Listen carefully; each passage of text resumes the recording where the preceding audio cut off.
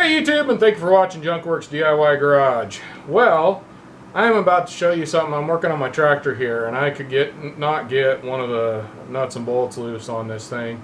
And I'm going to show you something that there's a million different ways to skin a cat, so to speak.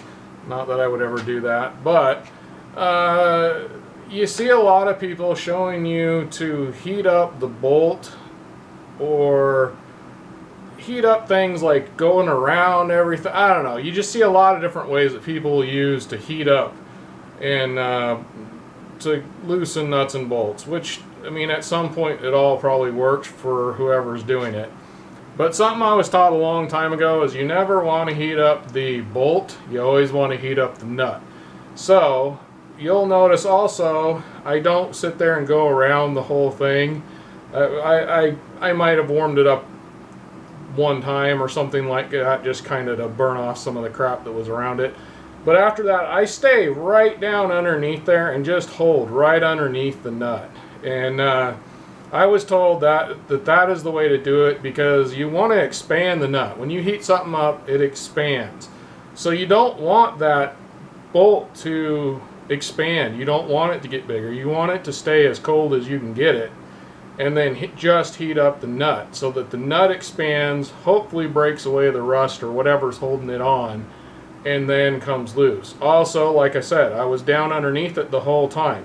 Heat rises, so therefore the heat it will get to where you want. It'll actually get hotter on the top than on the bottom, really, as time goes on. So you don't need to sit there and just heat everything up you can see. You just want to heat up that nut and try and keep the bolt as cold as you can.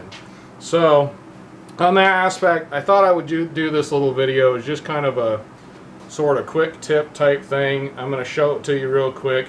I'll have video of that too, because doing this, I started out trying to get it, and I rattled that thing with my impact gun for quite a while and couldn't get it to come loose. And then I heated it up, took two sessions of heat, and it came right off. So it always works for me. I've never had anything so far that has not come off, except for my O2 sensor. The O2 sensor on my truck, it didn't matter what I did, I couldn't get that thing out of there. But regardless of that, this, I'll say 90% of the time at least, works.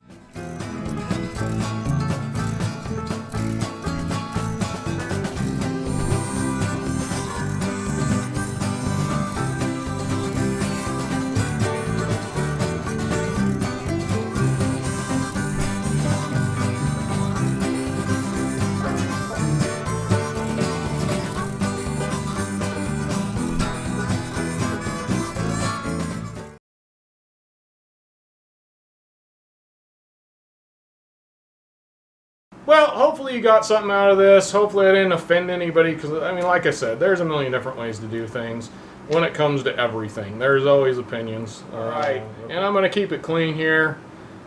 Opinions are like butts. Everybody's got one and they all stink. Thanks for watching Junkworks DIY Garage, where I'm proud to say I'm a jack of all and master of none. You all have a good one.